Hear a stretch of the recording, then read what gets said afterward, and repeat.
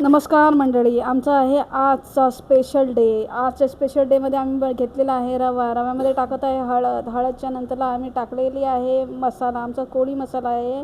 थोडंसं मीठ टाकलेलं आहे त्यामध्ये.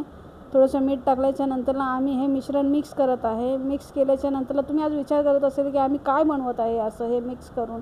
तर आमच्या घरी बनत आहे स्पेशली बोंबील फ्राय आणि बोंबलाची उकळ.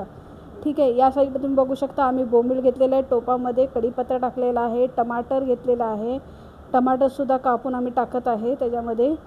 त्यानंतरला आम्ही थोडीशी हळद टाकलेली आहे. हळद टाकल्याच्या नंतरला आम्ही ह्याच्यामध्ये टाकणार आहे थोडंसं मीठ. मिठाच्या नंतरला आम्ही टाकणार आहे थोडासा मसाला, आमचा कोळी मसाला सगळ्यात जातो हा, सगळ्यात हाच मसाला जाणार.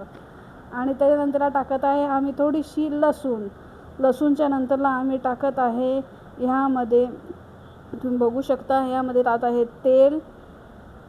त्यानंतरला अद्रक लसूणची पेस्टसुद्धा आम्ही टाकणार आहे ह्याच्यामध्ये. ही गेली अद्रक लसूणची पेस्ट. त्यानंतरला ह्याच्यामध्ये थोडंसं पाणी जाणार आहे. पाण्याच्या नंतरला हे मिश्रण जे आहे आम्ही बनवलेलं आहे उकळसाठी, हे आम्ही मिक्स करणार आहे हाताने. हे बघा मिक्स होत आहे ह्याच्यामध्ये. आणि हे मिक्स होण्याच्या नंतरला ह्याच्यामध्ये आपल्याला ज्या प्रमाणामध्ये पाणी पाहिजे आहे त्या प्रमाणामध्ये पाणी आपण टाकायचं म्हणजे. आणि त्याच्यानंतरला वरतून काहीच पाणी जाणार नाही, हे वाफेवरती होणार. आणि त्याच्यानंतरला या साईडला घेतलेले आम्ही फ्राय करायचे बोंबील. आणि हे आहे बोंबीलला आम्ही मधून अशा प्रकारे चिरून बोंबील फ्राय करतो. आणि आम्ही हा घेतलेला आहे मोठासा एक टपामध्ये. हा जेवणाचा टप आहे, तुम्ही दुसरी विचार करू नका कपडे धुवायचा टप असेल. हा जेवणाचा टप आहे. त्याच्यानंतरला आम्ही त्यामध्ये टाकलेलं आहे मीठ. आणि हा टाकला परत आम्ही कोळी मसाला आमचा. ठीक आहे, त्यानंतरला हे आमचा थोडा लाल तिखट मसाला. ह्याच्यानंतरला आला ह्याच्यामध्ये हळदच्या नंतरला हे मिक्स होत आहे प्रॉपर तरीकेने.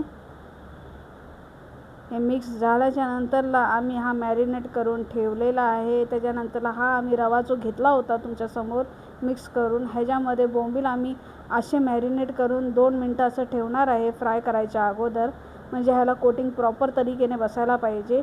आणि हे कोटिंग आणि असे 2-3 बोंबील आम्ही पहिलाच असे हे करून ठेवतो, कोटिंग करून ठेवतो. तुम्ही बघू शकता की अशाप्रमाणे आमच्या घरामध्ये बोंबील फ्राय होतात आहेत. आणि हे स्टार्ट झालेलं आहेत फ्राय करायला. या प्रकारे फ्राय होत आहे आमच्या घरामध्ये. आज बनतो आहे बेत, बनतो आहे एकदम सुंदर बोंबलाचा बेत आणि बोंबलाची उकळ.